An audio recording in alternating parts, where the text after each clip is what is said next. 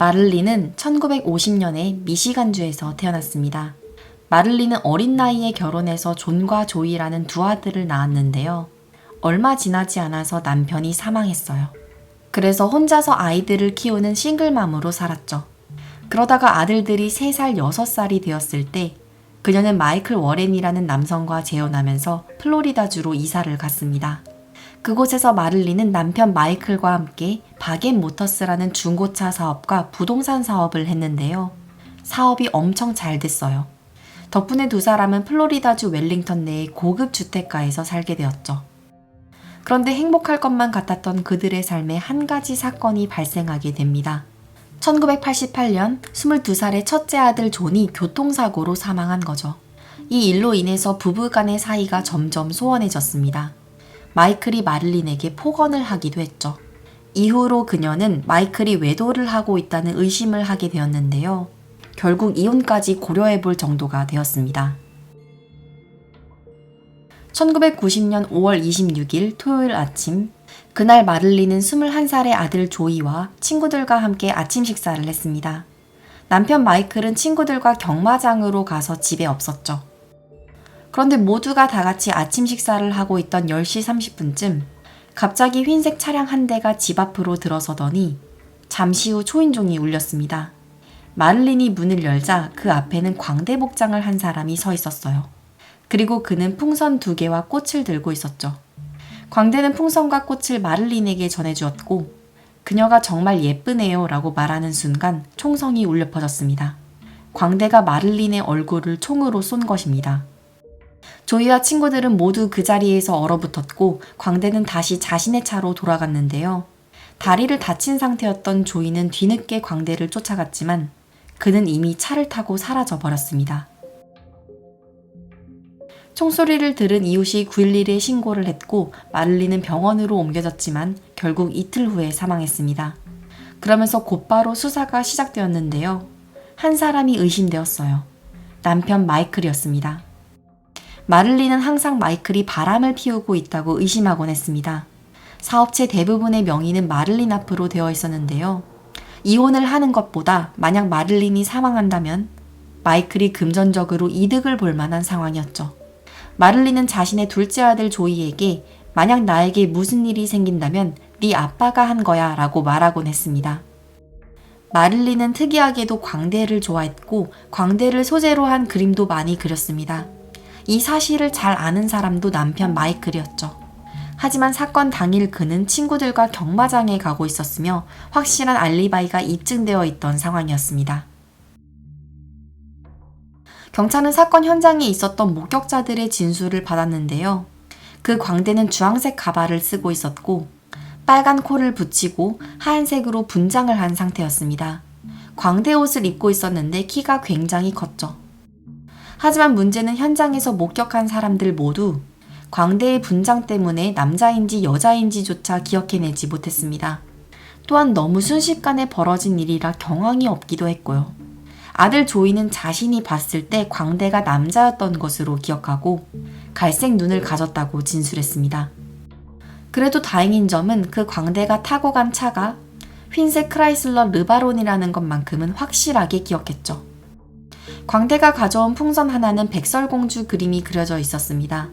그리고 또 다른 풍선은 빨간색 하트 모양으로 당신은 최고예요 라고 적혀 있었는데요.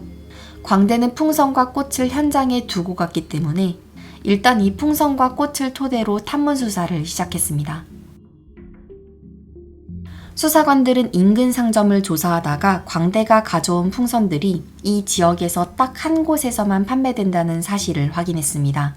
그리고 그 꽃과 풍선들은 총격 발생 약 1시간 반 전에 갈색 머리를 가진 백인 여성이 구매했다는 것을 알아냈죠. 또한 광대 복장도 어디에서 샀는지 추적할 수 있었는데요. 웨스트 판비치의 한 옷가게에서 구매한 것이었어요. 사건이 발생하기 이틀 전 저녁, 점원들이 가게 문을 닫고 정리 중일 때 누군가가 문을 두드렸습니다. 점원들은 이미 영업 끝났으니까 내일 다시 오라고 했지만 그 사람은 정말 급하다며 옷을 구매하고 싶다고 계속 고집했기에 결국 문을 열어주었죠. 그는 광대 옷과 가발, 스펀지콜을 현금으로 구매했습니다. 그리고 얼굴 전체를 가려야 한다면서 하얀색 분장 세트를 달라고 요청했습니다. 점원들은 그 광대 복장을 구매한 사람이 갈색 머리와 갈색 눈을 가졌으며 키가 매우 큰 백인 여성이라고 증언했습니다. 또한 사건 발생 4일 후인 5월 30일 한 쇼핑센터 주차장에서 차량이 며칠째 방치되어 있다는 신고를 받고 출동했는데요. 그 차는 흰색 크라이슬러 르바론이었어요. 수사관들은 즉시 차량을 봉쇄하여 검사했고 차량 내부에서 가발로 추정되는 주황색 섬유와 갈색 머리카락이 나왔죠. 이 차를 조사했더니 2주 전에 도난 신고된 차량이었습니다. 목격자들은 그 광대가 남성이었다고 기억했는데 사건 정황상 범인은 갈색 머리를 가진 백인 여성으로 좁혀졌습니다. 그리고 이때 정말 중요한 익명의 제보가 들어왔는데요. 마이클의 불륜 상대인 쉴라를 조사해보라는 제보였습니다. 쉴라는 사건 당시 27살로 바겟 모터스에서 차량 압류를 담당하던 직원이었습니다. 쉴라는 결혼해서 아들도 있었지만 40살의 바겟 모터스 사장 마이클과 불륜 관계인 것이 회사 내에서 공공연한 비밀이었죠. 그들이 사무실에서 성관계하는 것을 한 직원이 목격한 적도 있었습니다. 그 당시 쉴라는 남편을 가정폭력으로 신고하고 집을 나와 아파트에서 별거 중이었는데요. 그 아파트의 월세를 마이클이 내주고 있었습니다. 마를린은 389경 권총에 맞아 사망했는데 쉴라가 항상 389경 총을 갖고 다닌다는 목격담이 있었죠.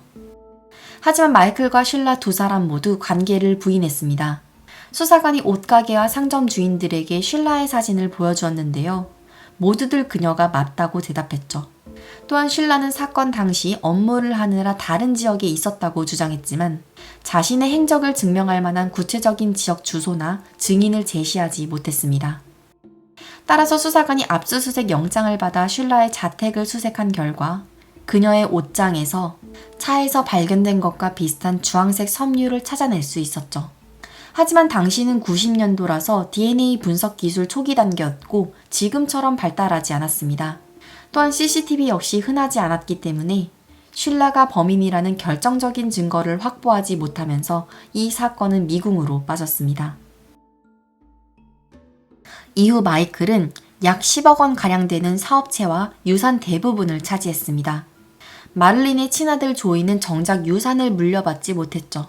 조이는 기억이 나지 않는 아주 어린 시절부터 마이클을 아빠로 여기며 자랐기 때문에 이 과정에서 큰 정신적인 충격을 받았습니다. 마이클은 이후에 바겟 모터스 사업을 하면서 벌인 주행거리 조작, 절도, 사기 등의 혐의로 9년형을 선고받았는데요. 1997년에 출소했습니다. 그리고 출소함과 동시에 여자친구 데비와 함께 테네시주로 이주했죠. 그곳에서 퍼플카우라는 햄버거집을 운영하며 살았습니다. 2013년 DNA 기술이 발달하면서 전에 해결되지 못한 미제 사건들을 검토하기 시작했습니다. 그러면서 마를린 살인사건 또한 다시 재조명되기 시작했죠. 기자들은 마를린 사건을 재조사하면서 마이클을 추적하게 되는데요. 마이클의 근황을 확인했더니 그는 2002년에 데비라는 여자친구와 재혼을 한 상태였습니다. 또한 버거 가게를 접고 버지니아주로 이주하여 호숫가 근처에 보트 선착장이 딸린 거대한 저택에서 살고 있었죠. 퍼플카우에서 일했던 직원들은 마이클과 데비 부부가 굉장히 공격적인 성격을 가졌다고 평가하기도 했습니다. 또한 할로윈 때는 데비가 광대 복장을 하고 나타났다는 증언까지 있었죠. 그래서 데비라는 여성은 누구인가 확인하고 깜짝 놀랐는데요. 금발머리 데비의 정체는 쉴라였습니다. 쉴라는 머리를 금발로 염색하고 데비라는 가명을 쓰면서 마이클과 살고 있었던 것입니다. 한편 판비치 카운티 보안관 사무소는 미제 사건 재수사를 위해서 연방정부로부터 12만 5천 달러의 보조금을 받았습니다. 이로 인해서 마를린 사건의 수사가 재개되었고 90년대 이후로 발전한 DNA 검사 기술로 차에서 발견된 갈색 머리카락과 주황색 섬유를 분석할 수 있었죠. 그리고 확인한 결과 차에서 발견된 주황색 섬유는 쉴라의 옷장에서 나온 것과 일치했으며 갈색 머리카락 역시 쉴라의 DNA와 일치한다는 결과가 나왔습니다. 2017년 9월 26일 마이클과 쉴라가 버몬트주로 여행을 마치고 돌아오는 길이었는데요. 경찰은 그들이 탄 차를 멈추게 했고 그 자리에서 슐라를 1급 살인 혐의로 체포했습니다. 사건 발생 27년 만이었죠. 슐라는 체포 당시 경찰에게 제 남편도 체포할 건가요? 라고 물어보았습니다. 마이클은 슐라가 체포되는 것을 옆에서 지켜보았는데요. 마이클이 살인에 연루되었다는 직접적인 증거는 없었기에 그는 체포되지 않았습니다. 슐라는 무죄를 주장했습니다. 그녀의 변호인은 처음에 대부분의 목격자들이 광대가 남자라고 진술했기 때문에 용의자가 일치하지 않는다고 주장했습니다. 또한 수십 년간 보관된 증거물 봉투가 찢어지고 훼손되어 있었기에 오염되어 있을 가능성이 있다고 지적했죠. 검찰 측은 DNA라는 증거를 확보했지만 30년 가까이 되는 시간은 재판에 큰 부담으로 작용했습니다. 범행에 사용된 총기나 광대 의상 등은 끝내 발견되지 않았고 증거물 관리 부실 문제는 어쩌면 배심원단들에게 합리적 의심을 심어줄 만한 위험이 있는 상황이었습니다. 그러다가 재판이 개시되기 2주 전인 2023년 4월 25일 슐라가 검찰 측과 유죄 인정 협상을 했습니다. 1급 살인 대신 2급 살인으로 인정하면서 12년형을 선고받기로 합의했습니다. 당시 슐라는 약 6년째 모범적으로 복역 중이었는데요. 플로리다주에서는 수감자들의 모범적인 행동을 장려하기 위해서 별다른 사건 없이 복역하면 그만큼 형기를 감면해주는 감형제도가 있었습니다. 그래서 빠르면 2025년에 모범수로 석방될 것으로 예상됐죠. 하지만 슐라는 그보다 훨씬 더 빠르게 출소했습니다. 2024년 11월 슐라는 유죄 인정 거래를 한 지 18개월 만에 석방되었습니다. 12년형을 선고받았지만 교도소에서 복역한 지 약 7년 만에 출소한 것입니다. 마이클 역시 슐라의 무죄를 주장하며 혼인관계를 유지했고 그녀의 수감 생활을 기다려 주었습니다. 또한 마이클은 슐라가 살인을 저지르지 않았지만 구금 생활을 하던 그녀가 너무 힘들어했기에 빠르고 신속한 석방을 위해서 유죄 인정 협상을 한 것이라고 주장했습니다. 그리고 출소 이후 마이클은 슐라와 함께 여전히 버지니아주에서 살고 있다고 합니다. 조이는 어머니 마를린의 사망 이후 알코올 중독과 마약 중독으로 고생했습니다. 30년 가까운 세월 동안 범인을 잡지 못해서 고통받았다고 말했죠. 슐라가 받은 형량이 만족스럽진 않지만 재판의 불확실성을 피하고 사건을 종결하기 위해서 유죄 협상에 동의했다고 합니다.